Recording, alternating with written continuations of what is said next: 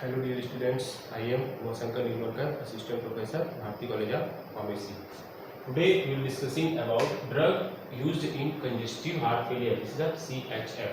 Congestive heart failure आप लोगों को पता होगा कि जब आपका जो हार्ट होता है वो प्रॉपर अमाउंट में ब्लड को एक्सपेल नहीं कर पाता या प्रॉपर अमाउंट में आपके ब्लड को पंप नहीं कर पाता, उस कंडीशन को हम बोलते हैं कंजेस्टिव हार्ट फेलियर या कार्डियक हार्ट फेलियर। मतलब आपका जो हार्ट है वो जितना अमाउंट में ब्लड पंप करना चाहिए, जितना अमाउंट में ब्लड को एक्सपेल करना चाहिए, पूरे बॉडी में भेजना चाहिए, उतने अमाउंट को वो नहीं भेज पाता या एक्सपेल नहीं कर पाता या पंप नहीं कर पाता, उस कंडीशन को हम बोलते हैं कंजेस्टिव हार्ट फेलियर। अब इसके ट्रीटमेंट के लिए आपके डिफरेंट टाइप्स के कैटेगरी के आपके ड्रग हैं, जिसमें से हम एक कैटेगरी की बात करेंगे, this is the cardiac glycoside.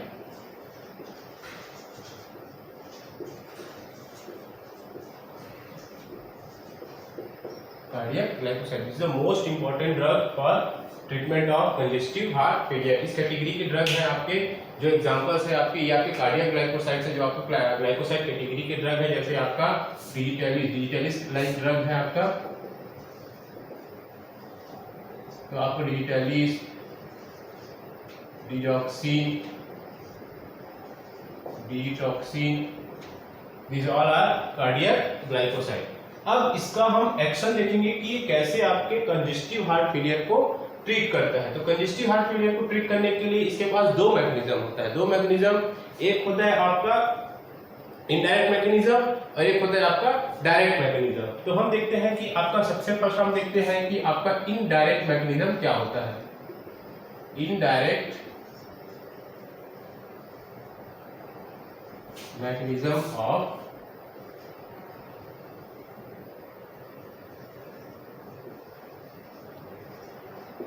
Cardiac glycoside. अब हम indirect mechanism of cardiac glycoside पढ़ेंगे। कार्डियक ग्लाइकोसाइड के बारे में आप लोग जानते होंगे कि कार्डियक ग्लाइकोसाइड जो होता है, ये कार्डियक ग्लाइकोसाइड जो होता है आपका, दिस इज अ स्टेरॉइड। तो कार्डियक ग्लाइकोसाइड जो होता है वो स्टेरॉइड होता है। तो इनडायरेक्ट मैकेनिज्म मतलब कि आपका ये डायरेक्टली ब्रेन में एक्ट करता है। ब्रेन में एक्ट करने के बाद जो आपका ब्रेन का जो फंक्शनल होता है, जो आपका एक सेंटर होता है ब्रेन में जो आपका कार्डियक से रिलेटेड होता है, उस सेंटर को क्या करता है, एक्टिवेशन का काम करता है। तो जो आपका स्टेरॉइड होता है वो इजिली, क्योंकि स्टेरॉइडल नेचर होता है, इजिली ससेप्टेबल होता है आपका ब्लड ब्रेन बैरियर को क्रॉस करने के लिए। This is a blood brain barrier, easily cross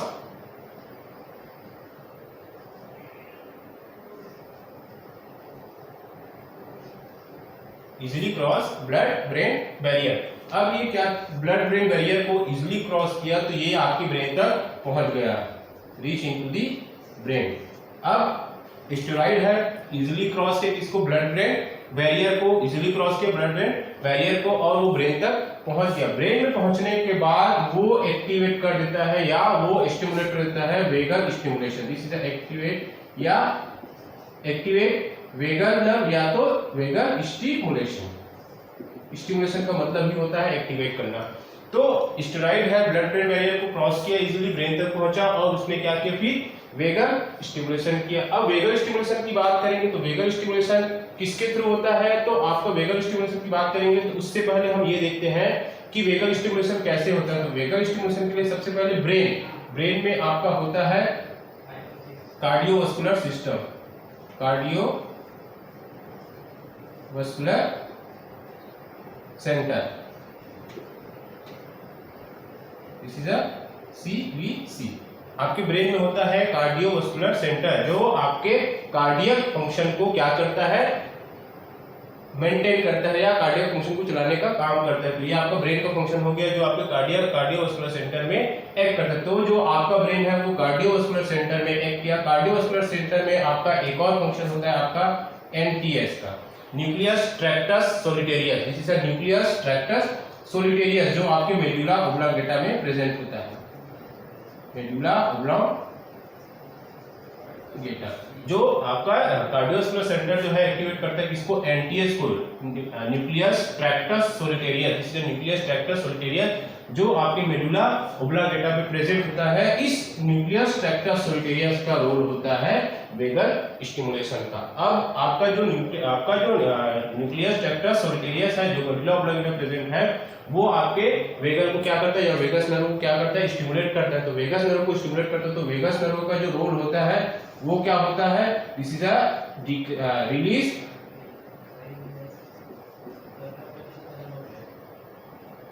acetylcholine, release acetylcholine in एसेनोल। समझ लीजिए कि हार्ट की फंक्शन है। तो आपका क्या होता है कि आपका जो वेगल स्टिमुलेशन के कारण क्या होता है, आपका रिलीज होता है एसिटाइलकोलिन। अब हार्ट में क्या होगा, एसिटाइलकोलिन जो न्यूरोट्रांसमीटर है वो रिलीज होता है, और एसिटाइलकोलिन का फंक्शन आपको पता है, it decrease rate of heart rate, it decrease heart rate. मतलब अब आपका क्या फोर्स ऑफ कंट्रैक्शन हो गया, तो आपके हार्ट रेट को क्या करना है, हमको डिक्रीज करना। तो हार्ट रेट को डिक्रीज करेगा, साथ ही साथ इसका जो इफेक्ट होता है, तो इफेक्ट होता है, तो क्या क्या इफेक्ट होता है, ये होता है आपका increase force of contraction, decrease heart rate. तो आपका रिलीज एसिटाइलकोलिन क्या कर रहा है, इंक्रीज फोर्स ऑफ कंट्रैक्शन, जो फोर्स ऑफ कंट्रैक्शन होता है उसको क्या कर रहा है, इंक्रीज कर रहा है, और हार्ट रेट को क्या कर रहा है, डिक्रीज कर रहा है।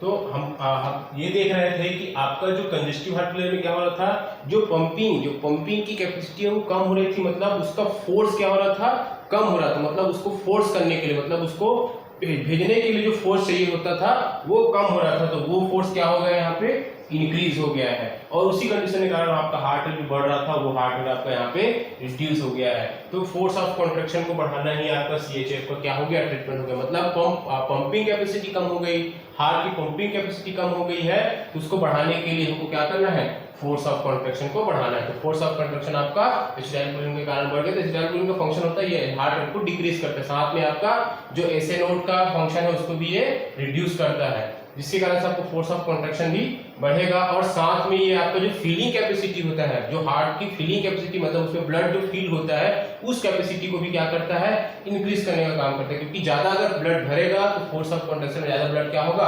आउटफ्लो होगा या आपके पूरे बॉडी में फैलेगा। तो this is a indirect mechanism of cardiac glycosides. ये आपका इनडायरेक्टली मैकेनिज्म है।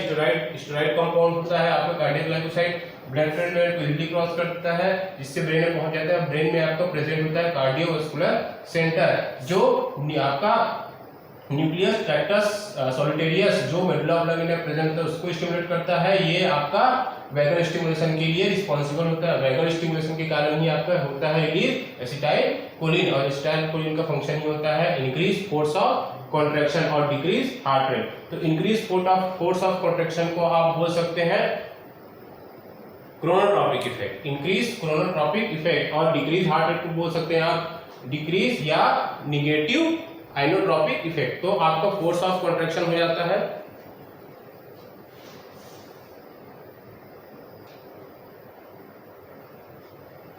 तो आपका जो फोर्स ऑफ कंट्रैक्शन, मतलब आप ये समझ सकते हो कि फोर्स ऑफ कंट्रैक्शन को आप बोल सकते हो यहाँ पे पॉजिटिव आइनोट्रॉपिक इफेक्ट, और जो आपका हार्ट रेट होता है वो हो गया आपका निगेटिव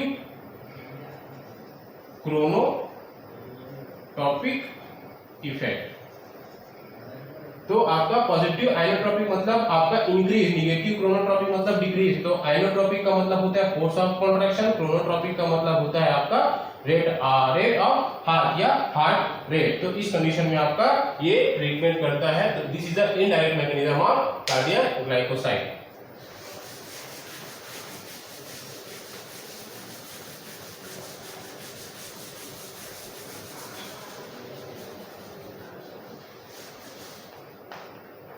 अब हम देखते हैं डायरेक्ट मैकेनिज्म।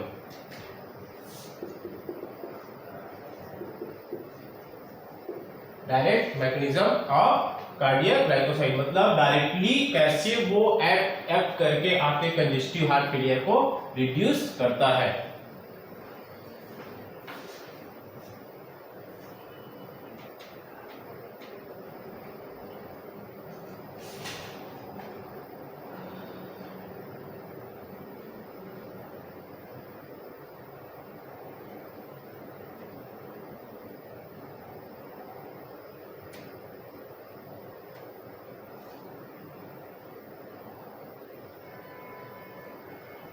डायरेक्ट मैकेनिज्म हम देखते हैं। डायरेक्ट मैकेनिज्म के लिए हमको समझना पड़ेगा आपका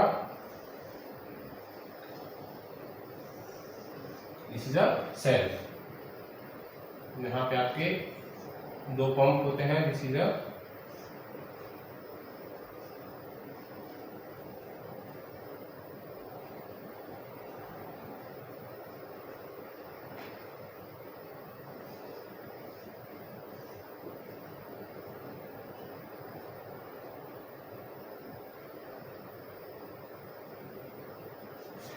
this is a sodium potassium phase pump।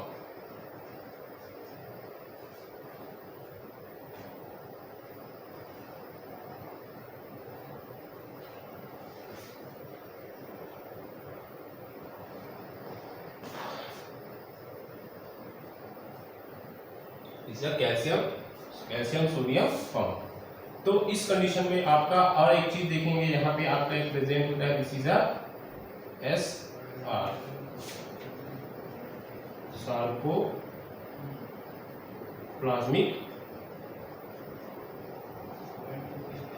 Reticulum.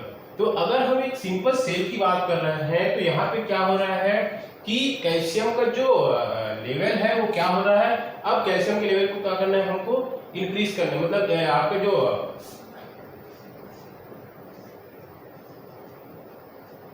Calcium का जो अमाउंट है वो आपके सेल में बढ़ गया है, कैल्शियम का अमाउंट आपके सेल में बढ़ाना है। तो उस कंडीशन में आपको क्या करना है कि आपको कैल्शियम का जो लेवल है वो बढ़ाना है, ताकि अब आपका कंजेस्टिव हार्ट फेलियर में क्या हो रहा है कि कंजेस्टिव हार्ट फेलियर में आपका जो हार्ट है वो अच्छे तरीके से पंप नहीं कर पा रहा है, मतलब कि अच्छे तरीके से वो कॉन्ट्रैक्ट नहीं हो पा रहा है, अच्छे तरीके से कॉन्ट्रैक्शन उसका नहीं हो पा रहा है। तो कॉन्ट्रैक्शन के लिए हम जान रहे हैं कि आपका कैल्शियम आयन जो होता है बहुत इंपॉर्टेंट होता है। तो अगर हम हार्ट के मसल्स के इनसाइड में अगर हम कैल्शियम का अमाउंट बढ़ा दें तो आपका जो इफेक्ट मिलना चाहिए, this is a positive inotropic effect. Positive inotropic effect मतलब इंक्रीज फोर्स ऑफ कॉन्ट्रैक्शन। तो हमको फोर्स ऑफ कॉन्ट्रैक्शन बढ़ाने के लिए हमको ज्यादा से ज्यादा अमाउंट में क्या चाहिए, यहाँ पे कैल्शियम आयन चाहिए।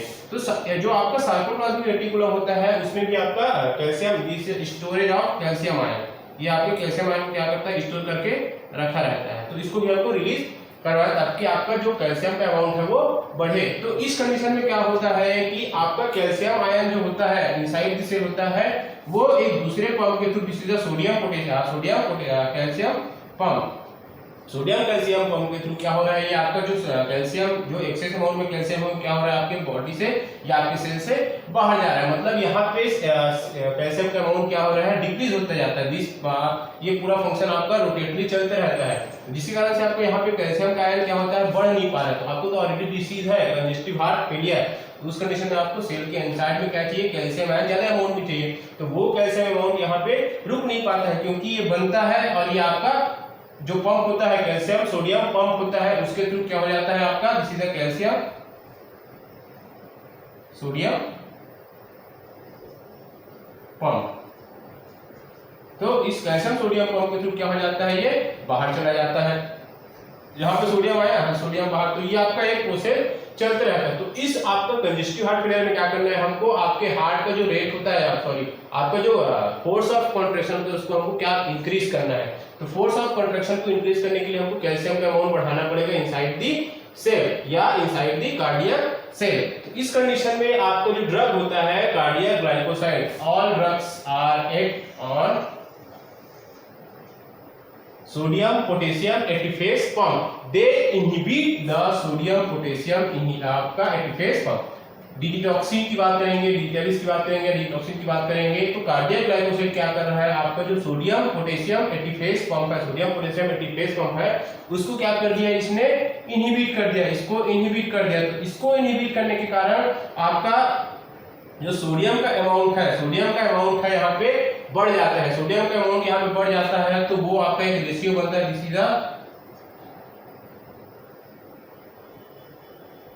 तो यहाँ पे आपका क्या हो गया, सोडियम का अमाउंट क्या हो गया, बढ़ गया। तो ये आपका रेशियो होता है इनसाइड दी सेल, क्योंकि यहाँ पे सोडियम पोटेशियम एटीपेज जो पंप होता है उसको इनहिबिट कर दिया किसने, कार्डियक ग्लाइकोसाइड ने, जिसके कारण से सोडियम जो है बाहर जा रहा था वो बाहर नहीं जा पाएगा, पोटेशियम जो अंदर आ रहा था वो अंदर नहीं आ पाएगा, जिसके कारण से आपका सोडियम का अमाउंट क्या हो जाएगा, इनसाइड दी सेल बढ़ जाएगा। तो सोडियम का अमाउंट जब इनसाइड दी सेल बढ़ता है तो उसका दूसरा फंक्शन होता है, वो आपका एक फीडबैक मैकेनिज्म देता है, और वो सोडियम पोटेशियम जो सोडियम कैल्शियम जो पंप होता है उसको क्या कर देता है, इनहिबिट कर देता है। तो ये आपके एक्सेस अमाउंट ऑफ सोडियम ने क्या किया, एक दूसरा जो पंप होता है कैल्शियम और सोडियम का, उसको क्या कर देता है, ये इनहिबिट कर देता है।